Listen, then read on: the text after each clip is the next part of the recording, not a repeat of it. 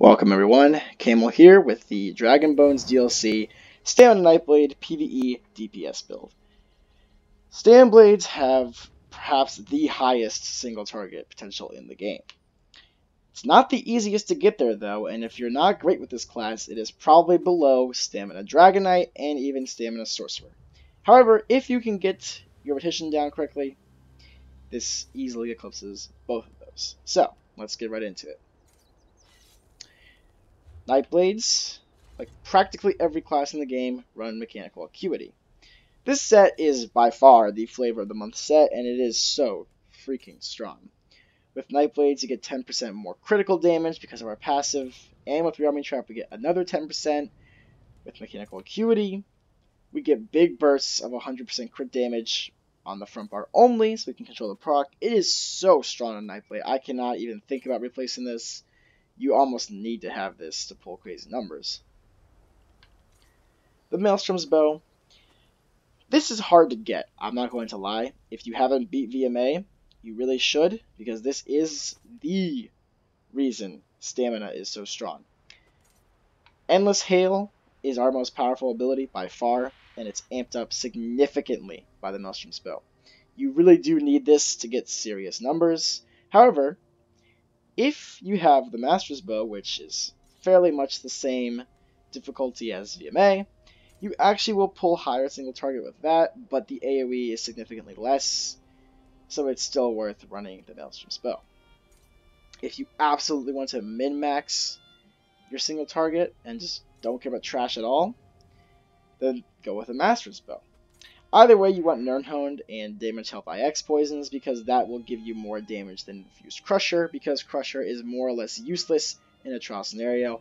It might pull higher on the dummy, but for the most part, this is not a game about just killing dummies. Again, we have Acuity. Our next fifth piece is War Machine. This is really strong on Nightblades because we have Incap Strike. Incap Strike is 70 ultimates. It's very easy to get, and thanks to Catalyst, which I will demonstrate here, you get 20 ultimate just for drinking a potion, which means you basically get a good chunk, more than a third, of your ultimate back with one cast. That's quite strong. We can get over 50 to 60% uptime with the passive and with Incap Strike. So War Machine gives us a lot of damage for ourselves and two of our group mates. You definitely want to run this in a trial if you have it. If you don't, you could run VO, another support set, but you should definitely run this if you have it. Alone, you could run Twice Fanged Serpent. This is pretty good. It's pretty much the same damage as War Machine alone, to be honest. It might be slightly more, but if you don't have War Machine, this is a good alternative solo.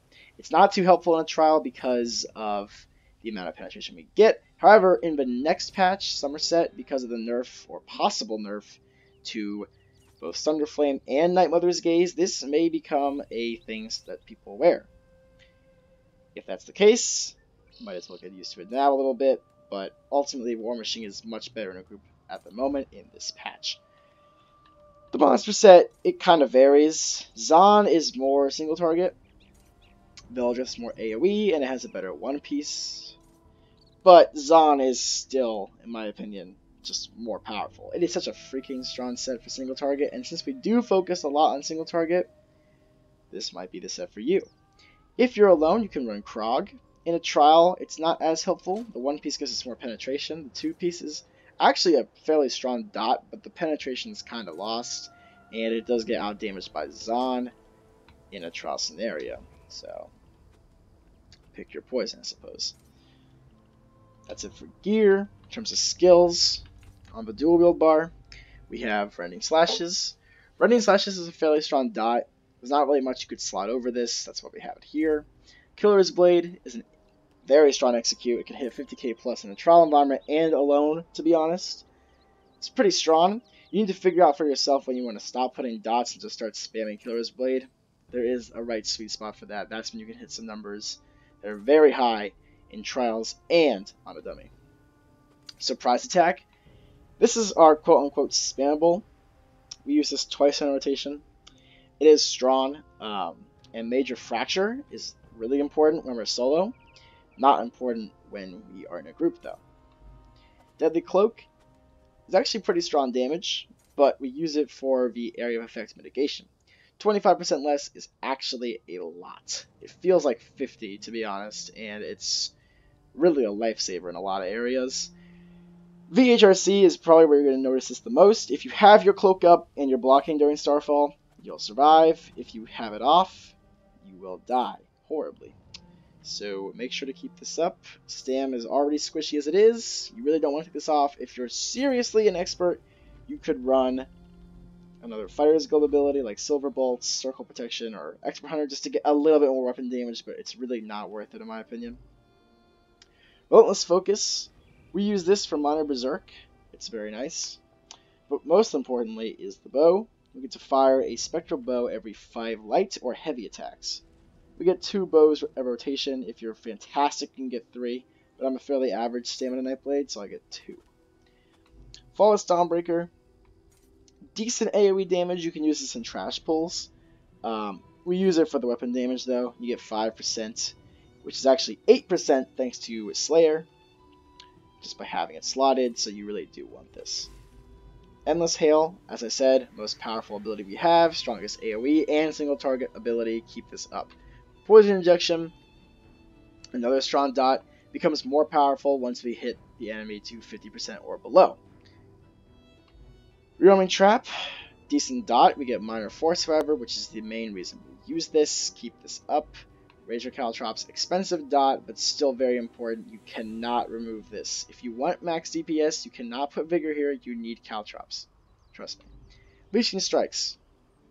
It heals you, which is not, that's not too bad, but the heal isn't too strong. What's nicer is the sustain we get, and the 4.2k stamina when it runs out. Keep this up after it drops. Incap Strike. As I said, we need this for War Machine, but 20% extra damage is also crazy strong.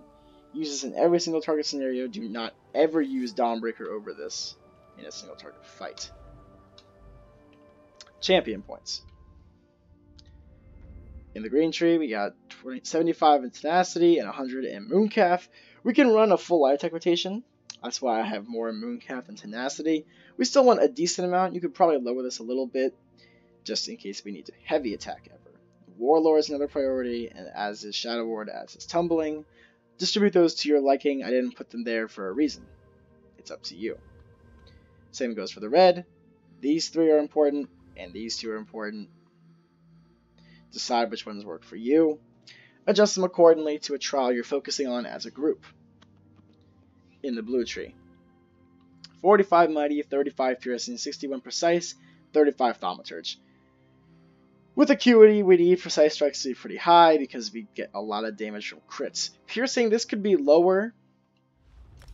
You could actually bring this all the way to like 20 in a trials scenario, but by yourself, you want 30 to 35.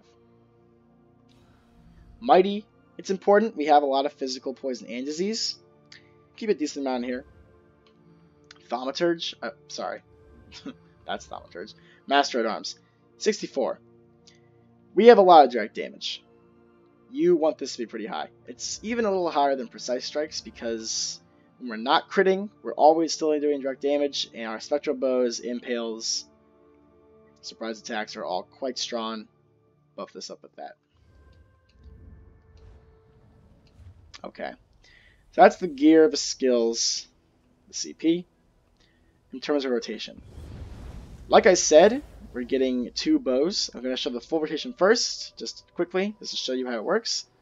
And then I'm going to show you it broken down and slowly.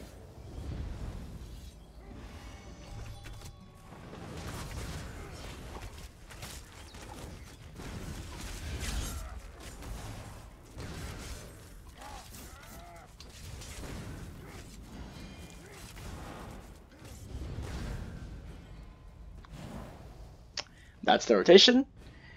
It might have looked a little daunting, but it's actually not as hard as you might think. The main reason Stamblades tend to lose DPS is because they take too long on their front bar. There is kind of a lot to do. You have to fire a bow, you have to reapply Deadly Cloak, and put all the dots up. It is a long time, you can let Endless Hail fall off really easily. The reason I like a light attack rotation is it saves you a lot of time. Even though we can cancel pretty easily with heavy attacks, that's a canceled heavy attack, it is still far easier to just cancel and light attacks. You just save a lot more time.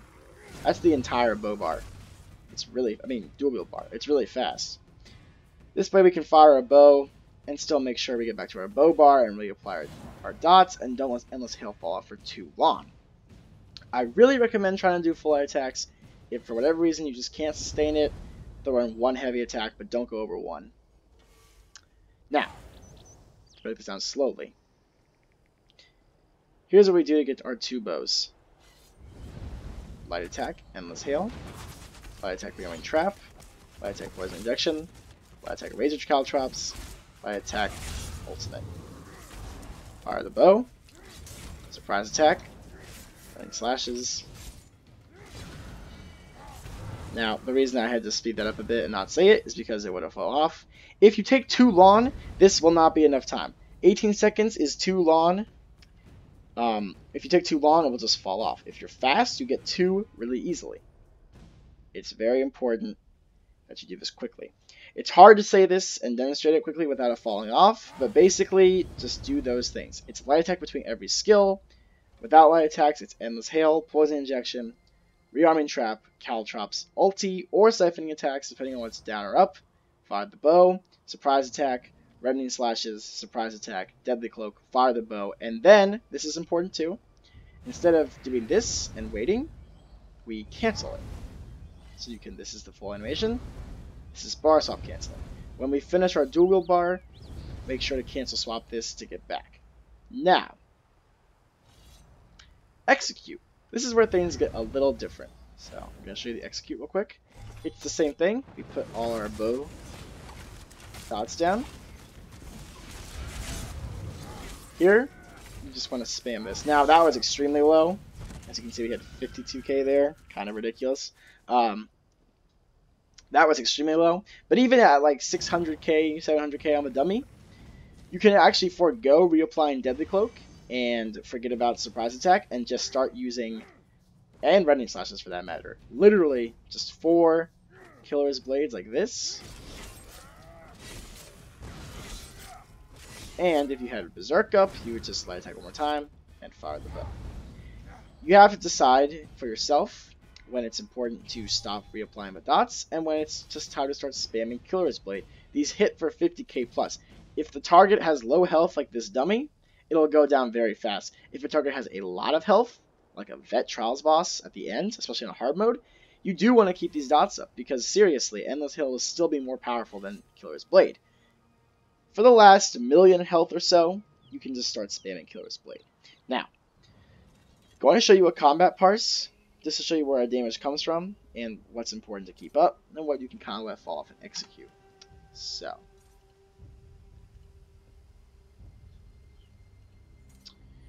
you may be asking, 44k seems rather low. I hit the same thing with Magic and Nightblade. And my answer to you would be, yes, this is actually pretty low for a Stamblade. The highest I've ever hit, but did not save the fight for whatever reason, was 47,000. That is pretty high, but it can be higher. The best Stamblades can hit 50k solo, and it's really crazy. But they do use the same gear setup, they're just much better at it than I am. Keep that in mind. In this parse, we did use Two-Fanged Snake. However, with War Machine, it's at most a K lower. You can expect to consistently hit, if you follow that rotation and such, about 44k. I'm not much of a stamina player. I play Magicka a lot more, so sometimes I'll miss a light attack on the bow bar and such, but if you can just get everything together properly, this can go to 50k.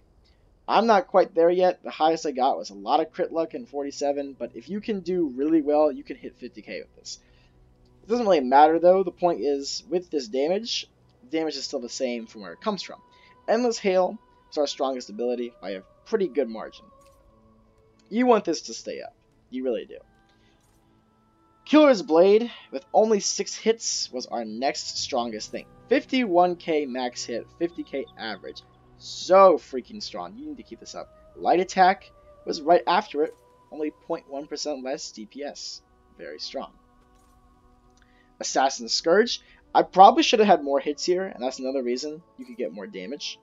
But 8 hits is still 9.8% of our DPS. This hits so hard. Razor Caltrops is right there. Surprise attack, injection, Blade Cloak doing a decent amount of damage, and trap. So all of these are important. You really don't want to let any of these fall off. Except for a few of these, which are obviously more important in this. These are all fairly close together. Don't let these fall off lest you lose a lot of DPS. Now, the rest of it. Incap Strike obviously doesn't do too much. Rain Slash's direct damage is practically nothing. All of that is just secondary stuff. What you really need to make sure is keeping these dots up and your direct damage when it's ready. Ultimately, this is a very strong setup. It does a ton of damage.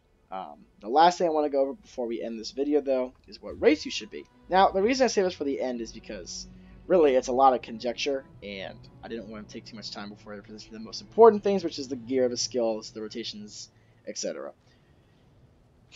I prefer a Redguard for this build. I think it's the easiest to get light attack with. If you're a Khajiit and you can somehow sustain it, you might get more damage. I kind of doubt it, though, because the other thing is this. We're running mechanical Acuity, so anything crit is somewhat redundant. Now, I do have to say I dislike how people treat crits with Acuity. It's still important to have.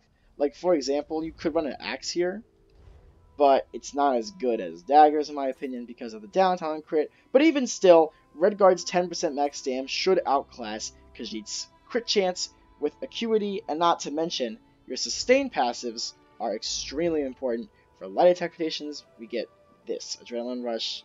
When you deal damage, you get almost 1k stamina back. It's a lot. You really do want this. It helps you get stamina back. The 10% is actually more damage than Khajiit. Is crit, it's by 0.02%. The point is, Redguard is the best in slot race. If you're a Khajiit, don't freak out. It's not a huge difference, but you will sustain better with this, and you might need less heavy attacks. If you're an Orc or an Imperial, it all works. They do work. It's just going to be less damage than Redguard. Overall, that's pretty much it. Make sure you practice the rotation. Full light attack makes it a little easier in my opinion because heavy attacks can be kind of wonky sometimes after firing a bow. But full light attack is nice in trials too, especially with low frames and ping. It's just easier to get them off. Give this build a whirl. It can hit 50k if you're really strong. If you're fairly average, it will hit 44 to 46. Anyway, this is probably the strongest single target in the game. Give it a whirl. Most powerful class at the moment. Probably going to get a huge nerf hammer for Somerset, but we'll see. Hope you guys enjoyed. See you next time.